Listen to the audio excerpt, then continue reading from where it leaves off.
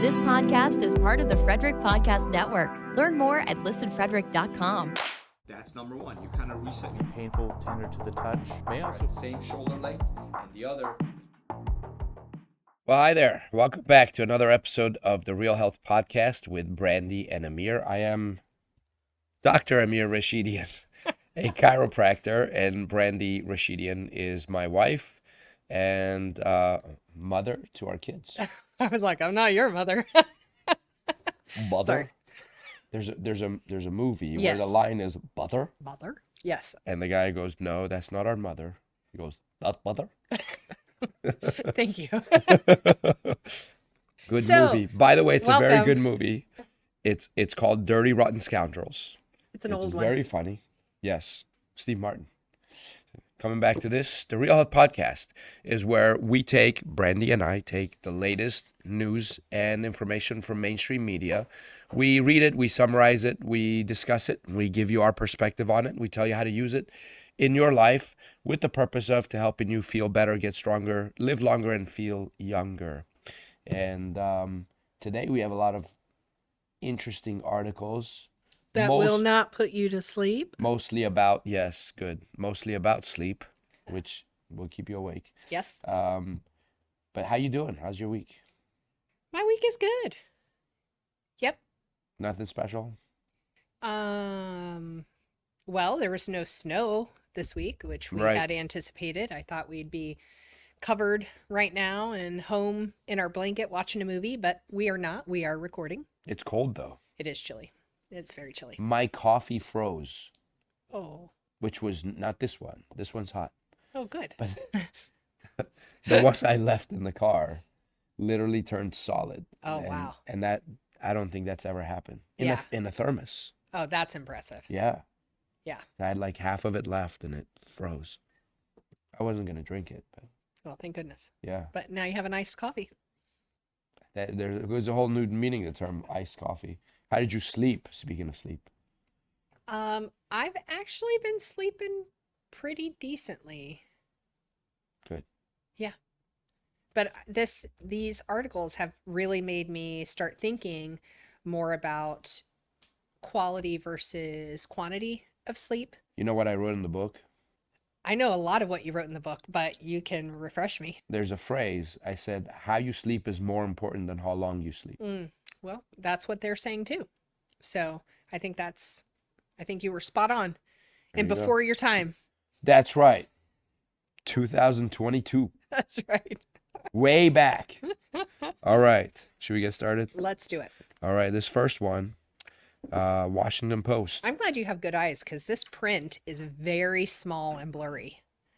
Yeah. There's an eye article about how as you get older, it's inevitable that you're going to need reading glasses. So, but we're not going to do that today. I think you were just That's- playing that's tricks on me another with day. this font. Well, no, I just hit print. Interesting. Anyways, this one. It says most high school students don't get 8 hours of sleep on school nights. Getting enough sleep is linked to emotional regulation, physical and mental health, and behavior. I mean, We know that's talk right. about stating the obvious. I mean, whoever has or has had children, you probably still have children if you had them, and you remember those toddler years where they started transitioning from their naps, or you knew if they didn't get their nap, they would be a monstrosity. Like, we all know sleep is directly linked to behavior. Yeah. I would even go as so far to say not just behavior in children, but probably behavior in adults. But we don't ever really talk about that link, right? Yeah. Like, just like in kids, if we don't get enough sleep, if the quality of our sleep isn't good, we don't behave right either. We're moody, we're irritable, we're snappy. You want to hear a fun study? I do. Okay, that's not in our articles, but I read this when I was researching for my book. And the study took two groups of people. One group, they said they let them stay up all night. And the next day asked them, how do you feel? It gave them some cognitive tests. Their cognition was lower, problem solving, mathematical skills, all that stuff, logic, everything tanked. Yeah. Because they went, it might have been 2 nights. They made them go 2 nights without sleep. The other group, they made them sleep I think it was 4 hours a night for 5 or 6 nights. And then they analyzed them, and it was the same thing. Wow. So someone didn't sleep all night. This was the only difference. The group that didn't sleep all night admitted it. They said, oh yeah, I'm all messed up because I didn't sleep last night. The other group thought they were fine, and their function was as bad as the people who didn't sleep at all. Wow. But they thought they were fine. Well, I can tell you, if you ask any woman who's been pregnant for 9 months, who just gave birth, and is now in the process of raising a little tiny infant, those are the groups you want to ask. Because I guarantee you that mom will admit she does not feel like she is operating at full capacity. Yeah. And we're talking about a long term, right? Like, right. Because I know when I was pregnant, once you start getting bigger and baby is on your bladder, you're up every couple of hours, which I think is God's way of preparing us to be up all night with our babies, to feed them. Yep. Right? And so you're talking about a long-term, many, many weeks and months of having such disrupted sleep. So you're talking about not just a reduction in quantity, but a reduction in quality as well.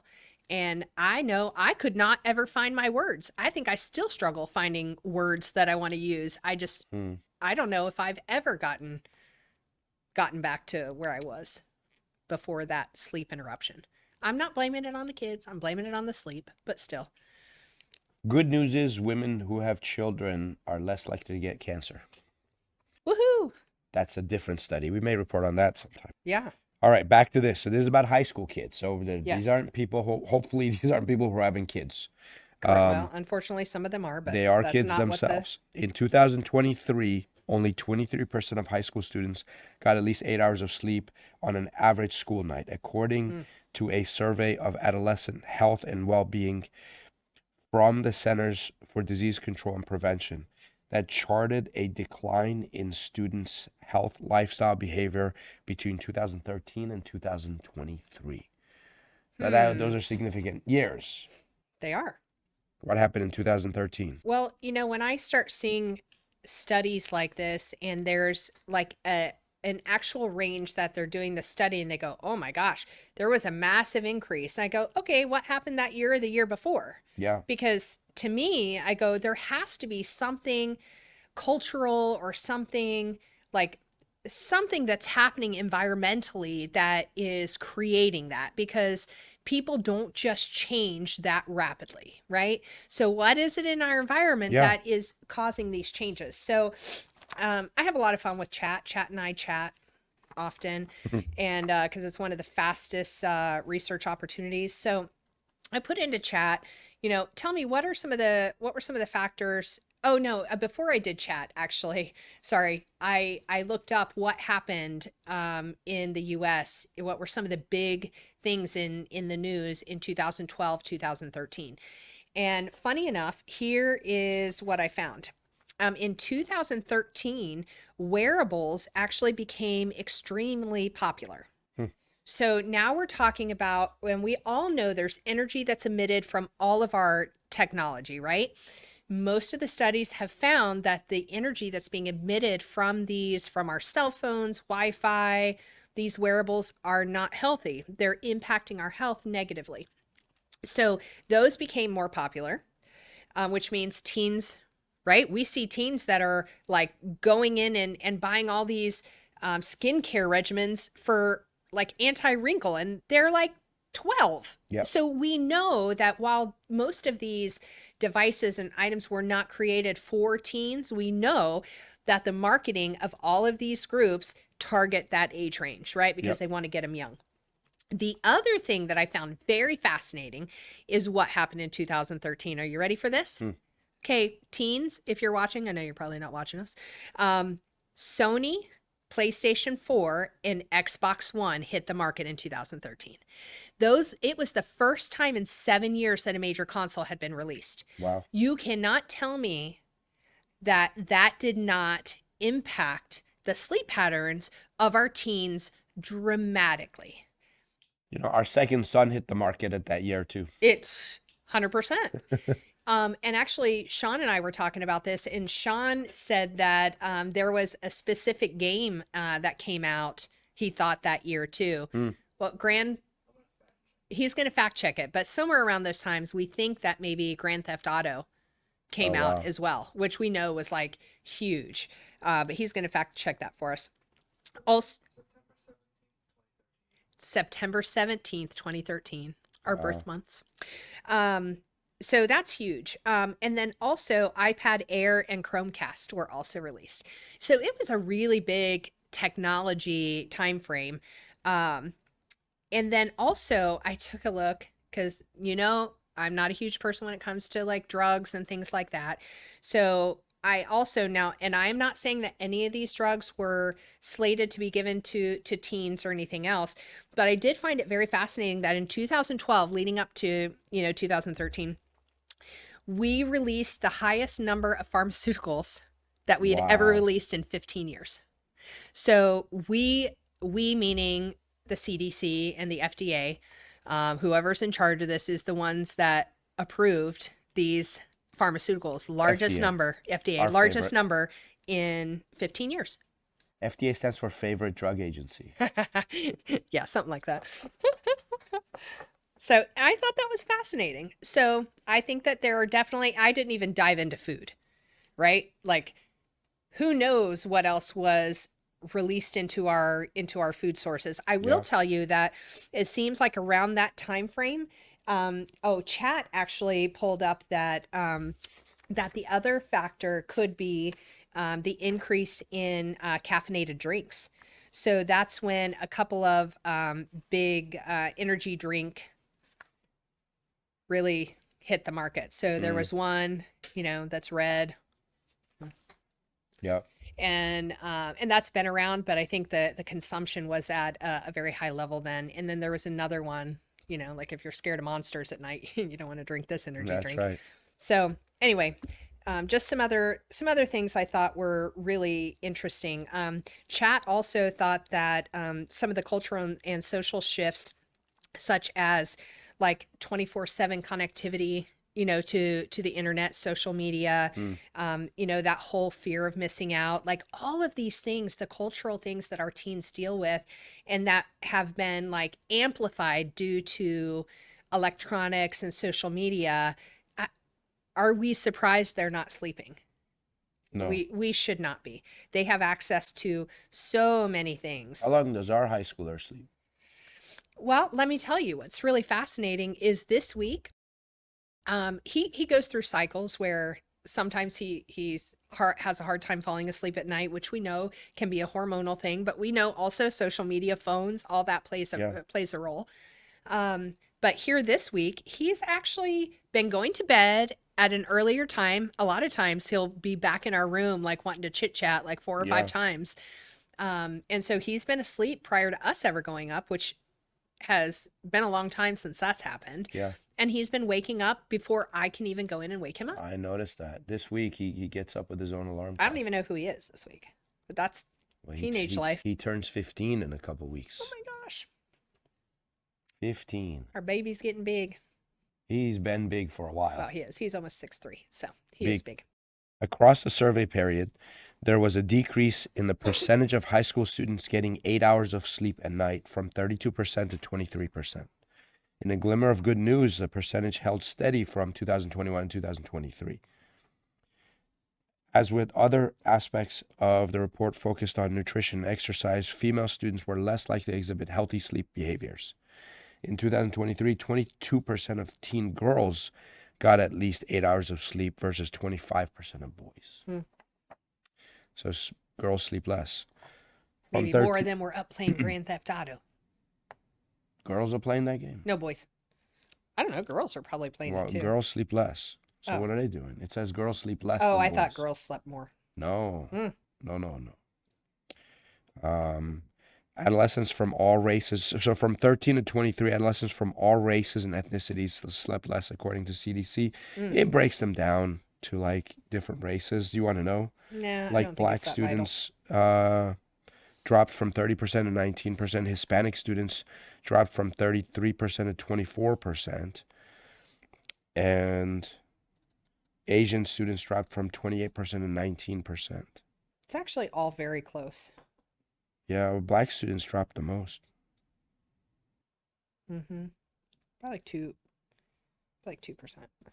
Multiracial students dropped the most, actually. Hmm. They went from 32% to 17%. That's pretty crazy. That's a 15% drop.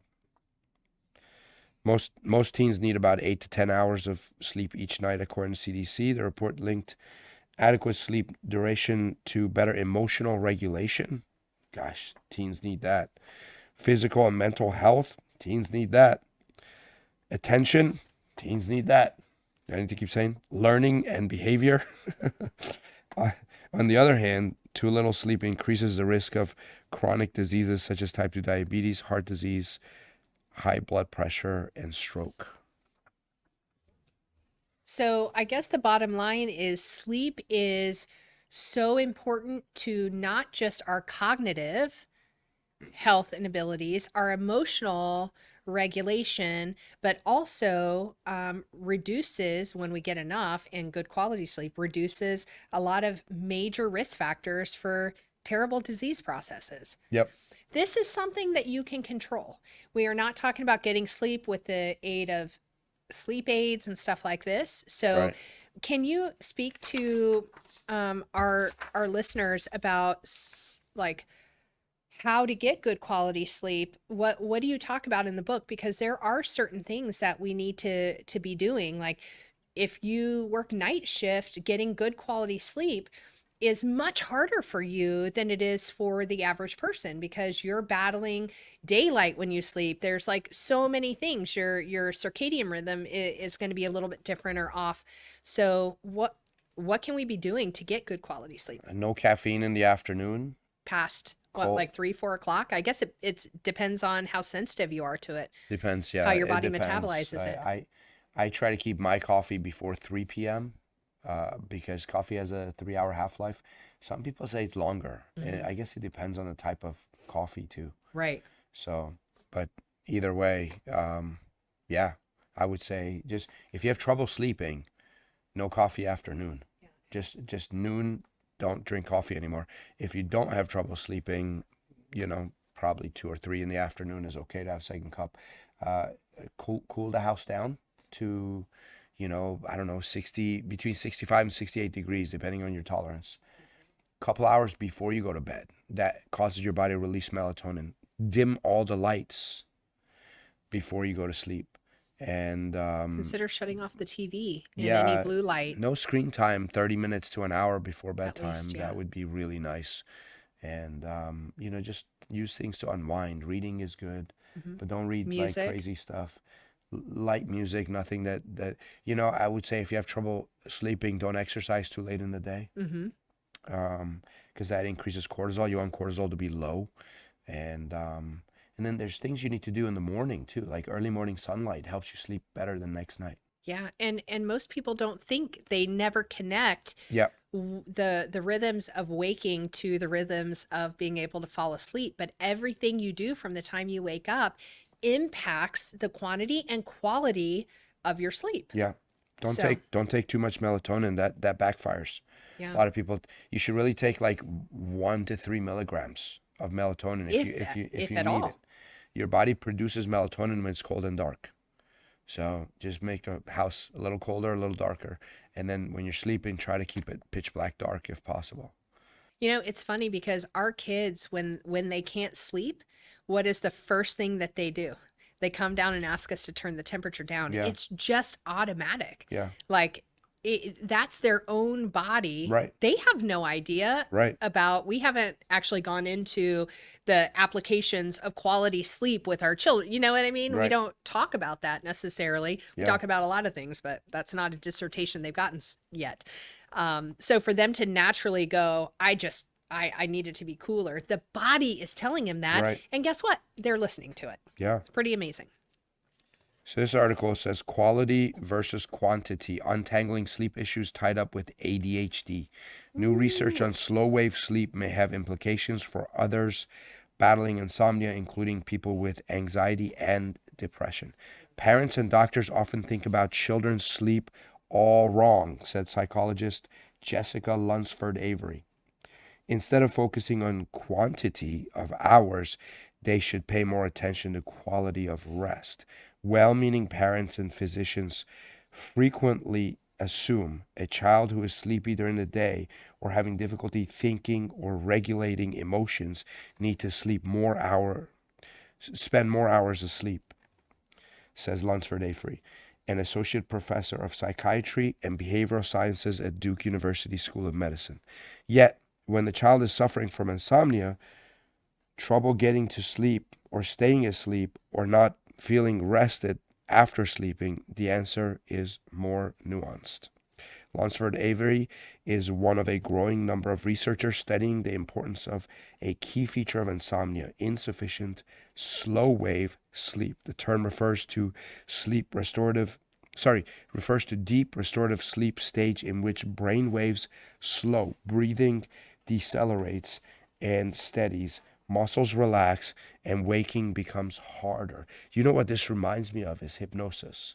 Because in hypnosis, they lower your brain waves. In fact, you are most susceptible to suggestion when your brain waves are slower. Children before the age of 5 have slower brain waves. That's why behavior, attitude, prediction of how successful they'll be in the future, everything seems to be determined by the age of 5. Now, you can change it. Correct. Through other things, affirmations and exercises and hypnosis and all of that. But this is slow wave, lowering the wavelength of your brains. So for those of you who have never heard of slow waves in sleep, slow waves refer to a specific type of brain activity that occurs during deep sleep, particularly during slow wave sleep, SWS, also known as NREM, stage 3 sleep. These waves are crucial for restorative sleep, memory consolidation, and brain recovery. So the functions of slow waves: brain recovery and repair, memory consolidation, physical restoration, which is linked to the release of growth hormone for muscle repair, and emotional processing, aids in stress reduction and emotional stability. So I think that's fascinating. It says, what affects slow waves? Age. Slow wave sleep decreases with age, so it says. Sleep quality also affects slow waves. So stress, caffeine, alcohol, and sleep disorders can reduce slow wave activity. So some of those things you can actually impact, right? Caffeine, alcohol, even stress, because we talk about stress is not isn't good or bad. It's just a force. So how you deal with that stress is really what they're referring to. Physical activity and screen time. So those all affect slow waves. How to increase slow wave sleep. You need to prioritize sleep duration, aim for 7 to 9 hours. Exercise regularly. Strength training and cardio help to boost deep sleep. Reduce blue light exposure. Avoid screens 1 to 2 hours before bedtime. So we need to increase that above the 30-minute. Manage stress. Meditation, relaxation techniques help support better sleep, and optimize diet. Here's what's fascinating. Top 2 things that it says to make sure you increase or have in your diet is certain minerals. There you go. Right?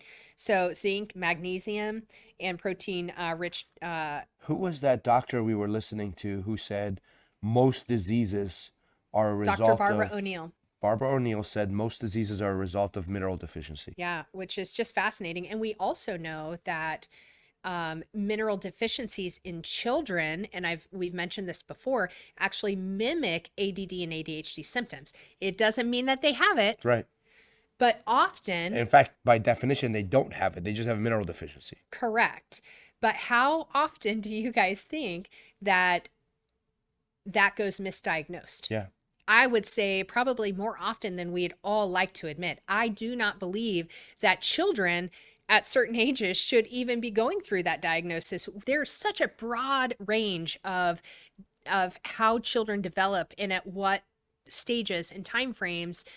And we put them in these situations where they're forced to sit all day. Yep. We've reduced physical activity. We have them under these horrific lights. Are you serious? Do we seriously expect our kids to act like a 40-year-old adult. I can't sit that long. No. You can't sit that long. We weren't created to sit that long. I'm about to stand up right now. I'm telling you, doing this for 40 minutes is hard enough.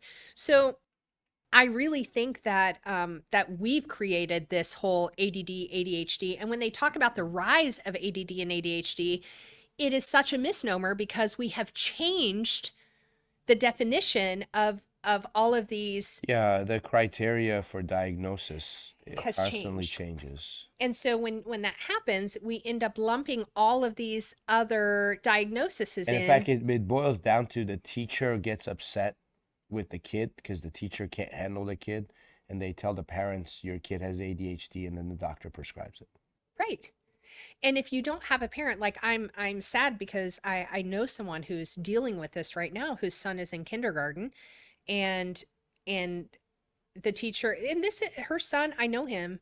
He's a very well-adjusted kindergarten boy. He's active. He's very intelligent. He's an out-of-the-box thinker. Reminds you of our oldest, doesn't it? Like he's a normal, typical boy. But our teachers aren't always skilled at knowing the difference between a child who might just be fine, who's understimulated, who's overstimulated because of what we're creating, not because there's something wrong with them. The vast majority of your children are fine. There's nothing wrong with them. It's probably the environment. Let's look at the environment first. You almost think maybe every elementary school teacher should have a degree in developmental psychology or something like that. Wouldn't that be helpful? So Lunsford Avery's most recent study links slow wave differences in children with attention deficit hyperactivity disorder to daytime executive functioning, which includes problem solving, planning ahead, and controlling impulsivity. But her work has ramifications for others battling insomnia, including people struggling with anxiety and depression. The main take-home message is that you shouldn't assume daytime sleepiness is caused by sheer lack of time asleep, and that the answer is to spend more time in bed. Often less time in bed is more helpful. By restricting or consolidating time in bed, she says, you can increase the drive to sleep more deeply. So I think what she's saying is like, you know, if you have a rough night of sleep, the next night you usually sleep a lot better. Yeah. Because you're tired. Yeah. So I So think, do things during the day that make you more tired. Just don't take naps and just let yourself get really, really tired and then crash.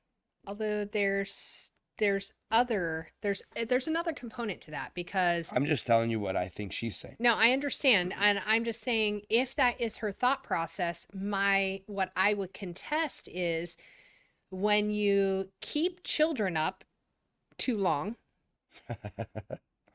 and we think it's going to produce better sleep, it doesn't, right? As a child, as a toddler, if they don't get the appropriate amount of sleep during the day, they often can't sleep at night.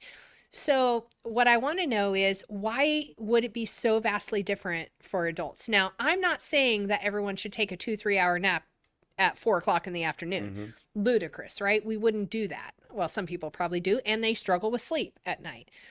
But like, you know that there are great benefits to short 10 to 20 minute naps. Yeah, in the old days, they called it a beauty rest. Yeah, Because beauty nap. people who would take a beauty rest, 10 minutes in the afternoon, 10 minutes shut-eye. They aged less. Now we know that growth hormone spikes in the afternoon when you shut your eyes for 10 minutes. Right. Just lie down, shut your eyes for 10 minutes. And see, I tell people that, and they go, but I don't fall asleep in 10 minutes. I go, I don't care. Yeah, you're just supposed to be resting. Rest. By the way, we do not rest the way God tells us we should rest. I think it's one of the things that is missing. We are in a culture that's go, go, go all the time, produce, do this, do that. And then take the toxic load and the emotional, mental stress on top of all of that. And we wonder why we're so unhealthy. We wonder why we can't sleep. We wonder why we don't feel rested. Come on. That's not to mention all of the other types of energy that our bodies are being bombarded with all the time. So, Yeah. Well, it says 15.5 million adults and 7 million children between the age of 3 and 17 have been diagnosed with ADHD. Oh, sorry.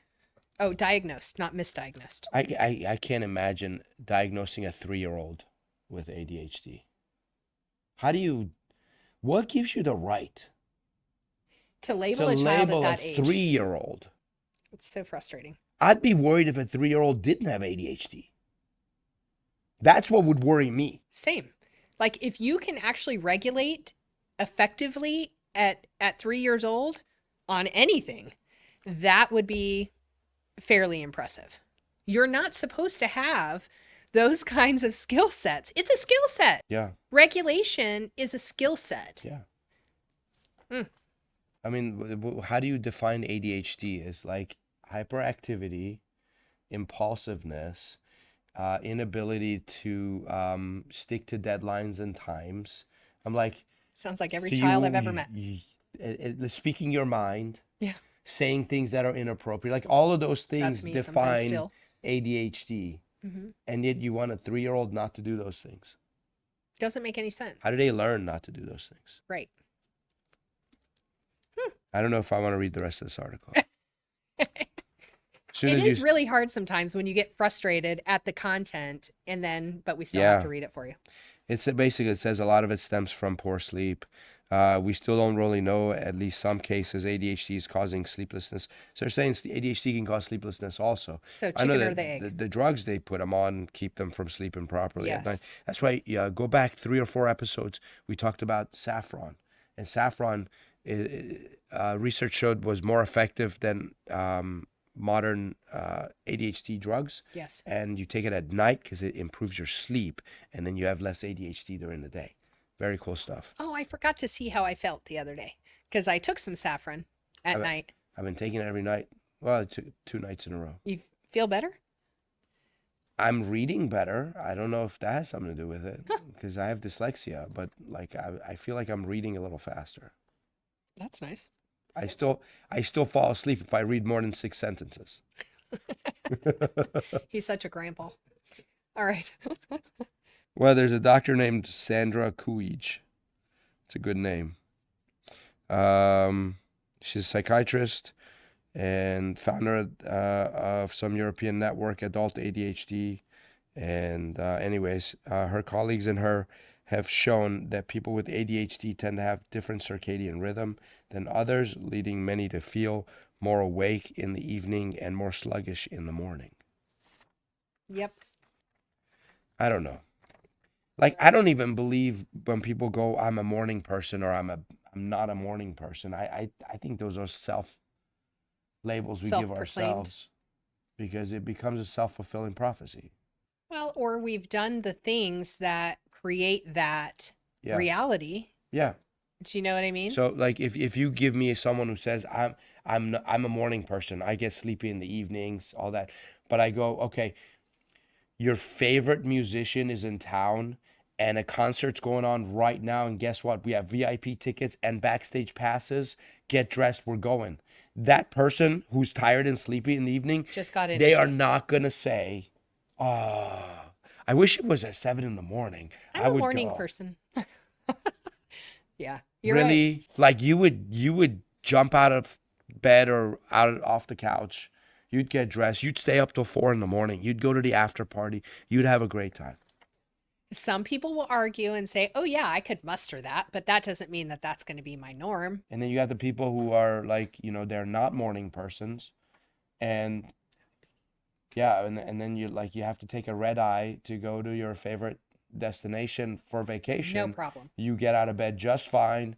You get dressed. You get your bags. You're at the airport early. You got a big smile on your face. Yeah, it's true. Yeah, all of a sudden, you're a morning person. So I think what you're saying is it's mindset. You tell yourself what, and then your body doesn't want to make you a liar. So it acts according to what you say. It's true. And you know what else? Your beliefs are choices. You choose to believe that. Yeah. Choose to believe whatever empowers you, not what limits you. Just choose. If a belief makes you feel bad, I'm stealing this from one of my favorite podcasters. His name is David Bayer. Okay. And he says if your belief, if the belief that you have makes you feel bad, choose the opposite belief. You have to live with that belief. Yeah. That's actually pretty profound when you think about it. How many of us have labels that we have either been given and we adopted that, and we took it on as our own, Yeah. or we gave it to ourselves. I got his book. I've been studying this book. I rarely study a book. Usually I just read a book. I am Right. studying this book That's awesome. because it's so profound about your beliefs and how you think and what you choose to believe. Every belief is a choice. Yeah. It's very, very cool. But I'm done with this article. I didn't read all the stuff I highlighted, but Yeah, I think the only thing that I said, which we already talked about, was I think one of the biggest things is activity. Activity and a reduction of blue light. Those are two of the things that I think we have reduced activity so much in our kids and have increased blue light so much. And we all know nutrition plays a huge part in this as well. So reducing the sugar, reducing the food dyes, reducing those things, because I'm surprised they didn't even touch on that, and probably because they're talking specifically about sleep. But like I said, to me, these studies are so lopsided when we're only looking at one component. Because we know that all of those other nutritional factors play such a huge role in ADHD symptoms, which then create a diagnosis that maybe doesn't need to be there. So I would say reduce those things, pay attention to the nutrition, and see what happens. it's huge, guys. It is so huge. Sleep is powerful. Minerals, Yeah. and take your minerals. Listen, control your insulin levels, control your sleep, and take minerals. Control your Now, mind. You should find. Oh yeah, and choose your beliefs.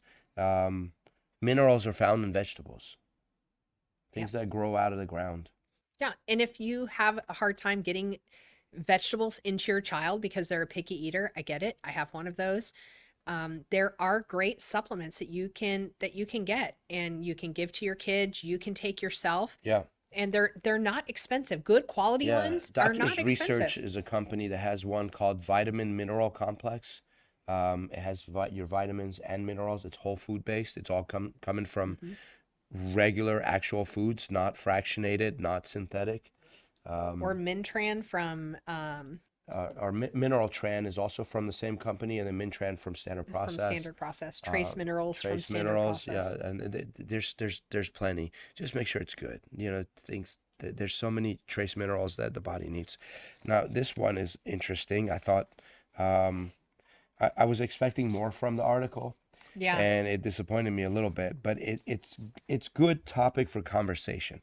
And this article says, "What dreams are made of." Wasn't that the name of a movie? No, What Dreams May Come. Oh, my. With Robin Williams. Robin That was Williams. one of my favorite movies. And one of my favorite actors, maybe the favorite actor. I don't Robin know. Williams. Yeah. Yeah, we saw him I mean, live. I like Sylvester Stallone too, but Yeah. every guy does. He's not very funny. Robin Williams, hilarious. Hilarious. And so anyways, what dreams are made of? Scientists mine sleep's mysteries. For millennia, people have been fascinated by dreams. What a weird and wondrous experience it is that we get thrown into these virtual worlds where we meet people, we interact with them, where we can feel all kinds of emotions. Sounds like meta. Well, yeah, but it's in your brain. Antonio Zandra, a sleep and dream researcher at University of Montreal, framed it in a recent interview. In the late 1800s, scientists began to interrogate the neurological basis of dreams. In 1893, psychologist Mary Calkins led a sleep study by candlelight, rousing the participants, one man and one woman, throughout the night to ask whether they were dreaming and to describe the vividness of their dreams. Can you imagine? Like every 5 minutes, someone wakes you up and goes, "Are you dreaming?" "No, let me sleep." "Okay, go to sleep." "Wake up. Are you dreaming?" She every 5 minutes. I'm glad she didn't fall asleep because that No study kidding. would have been ruined. She found that dreams generally took place in the present, and when the dream was of the childhood's home or of some person who had not been seen for many years, the apparent age of the dreamer was never lessened to avoid anachronism. It is thus evident that the dream is connected with the waking life and in the experience of these observers. usually with the recent life. So it's like your current life goes to that place and does that thing, but you're still you. Yeah. You're never, oh, I dreamt I was 5 years old and I was doing this. You go, I dreamt I was in my house when I was 5, but you're still you. Yeah. I think dreaming is very fascinating. I think that's limits. Why not? I bet you there's somebody listening right now who says, "Oh no, I was 5 years old in my dream." Oh, yes, there's always someone. So then came Sigmund Freud. Ugh. Starting around 1900, a founder of psychoanalysis presented dreaming in the context of repressed desires, of course.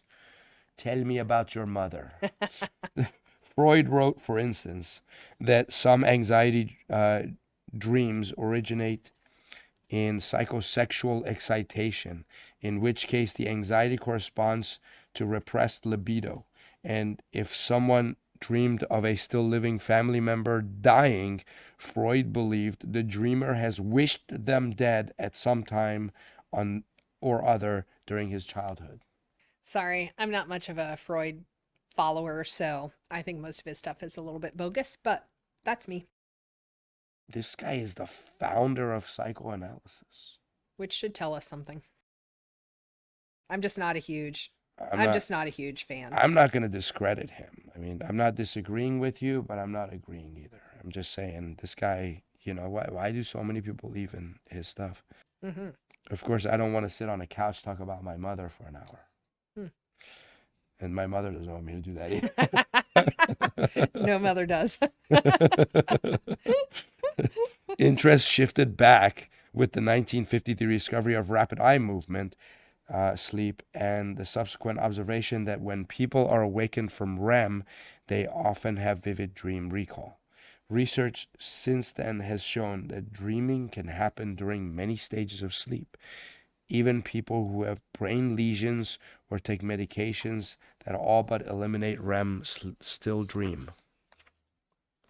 Although certain electrical activity patterns in the brain have been linked to the presence or absence of dreaming, there is still no definitive biomarker signaling that a person is dreaming. Over the past decade, increased attention has been paid to the default mode network, a group of brain regions that become active when a person's mind wanders, for example, while gazing out a window. So basically, daydreamers are dreaming. And it's the same centers of the brain. So they're thinking it's just daydreaming when you're sleeping, because your brain's like, what am I going to do all this time? This guy's not moving. I'm going to daydream. Which means dreams are meaningless. Anyways, many of the more recent models of why we dream are tied into dreams as an intensified form of mind wandering. And this person thinks, the same person thinks we dream to make sense of our waking experiences in the context of our past, drawing in loosely associated connections. But it's true though, sometimes when I'm worried about something all day, I dream about it at night. Yeah, I definitely think the brain uses dreams to process data, process problems. There's a lot of times I'll go to sleep and I'll wake up and I'll have the solution to the problem I was thinking about. Sometimes that solution was given to you the night before in the form of a recommendation or a thought, and then you wake up and it was your idea. I don't buy that. That has happened. He's a 24-hour decision maker. So it takes you literally have to sleep on something. If it's a big decision, we'll talk about it, process, you'll sleep on it, you'll have the decision the next day. Or I want to pray about it. Well, that too, but you're processing it. Whatever that process is, Yeah. it includes prayer, but you sleep on that too. And then sometimes you wake up and you have the same idea that I had the night before. It was so fun. I love it. And sometimes I don't. But sometimes you don't. Sometimes you do. Another leading explanation is that it helps us process and regulate our emotions. Sarah Mendick, a cognitive scientist at University of California, Irvine, said she views dreams as a safe space where we can bring up potentially emotionally charged experiences and then play out the possibilities. What you see is increases in arousal during dreams, but then you also see a calming down of that arousal system during the dream time. Anyways, again, I was thinking about hypnosis when they're talking about these things. She said if you dream about an event, you will retain detailed memory of that event, but you will also, across time, have less of an emotional arousal when you think about that event. You know, I did this exercise by myself once. There was a time where I was, stressed and upset and worried for some circumstance. And then that I would remember that every once in a while. So this was guided in a group. I imagined the movie screen and I watched that incident happening to me on the movie screen. In my imagination, I stood up, I walked over, I stepped into the screen, and I went to myself and I said, listen, I am you in the future. I solved all of this. None of this affects you in the future. You got nothing to worry about. Let me tell you what my life is like now. I have this, I have this, I have this. We solved this. That doesn't bother. You don't even need this stuff. And I came back out of the movie screen, I sat down, and that became a memory. So now every time now I don't even remember what the incident was, but when I would remember that incident, I would remember me talking to me about how you don't have to worry about this because I've already solved it. It changed the memory in my brain. Well, I don't doubt that. The brain is such a complex machine. I don't doubt that that's a possibility. I've been hypnotized a lot. Yeah. We did it in a group once. Yeah, you're an oak tree. Yeah. Andre couldn't put my arm down. It's pretty impressive. Andre the Giant. Yeah. Right. Well, I think that pretty much covers it about dreams. Unfortunately, there's no actual answer. Everything's a guess. Yeah. Somebody thinks dreams are this and somebody thinks dreams are that. What if it's God talking to you in your dreams? I mean, some people think that dreaming is a playground for the soul, that when it's where the physical world falls away, and it's your direct access to a world where the physical world is not at play. So you escape the matrix. That's right. Do you know in Iran, and this is Middle Eastern culture, you always ask God for visions. You say, God, if you want me to do this or whatever, give me a vision, talk to me in my dream. So what's happening recently is people are going to sleep asking God, hey, why am I so conflicted about my religion? Right. And God's given them these dreams, and they're waking up talking to their friends, and turns out they both had the same exact dream at the same time. Right. And they start becoming believers. Yeah, you cannot, I mean, if you've done any studies on any ancient history, right, including biblical text, dreams have always been used, right, throughout time for information to be passed. Yep. And so, and we still see examples of that today. So you don't have to believe it for it to be true. Well, I think we went over time today, and I think we'll save what we have for later. We had an interesting article about end of life and states that are allowing assisted. Yeah, I struggle with that. Oh yeah, so again, it's a good topic for discussion.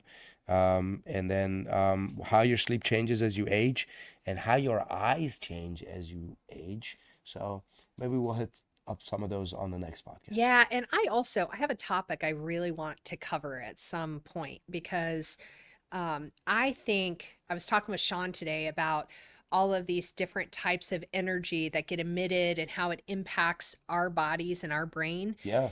And we had that one a story that we had heard about that man who had a brain disease, and he ended up sleeping for like 16 hours a day, and then he in his research found certain frequencies that actually heal the brain.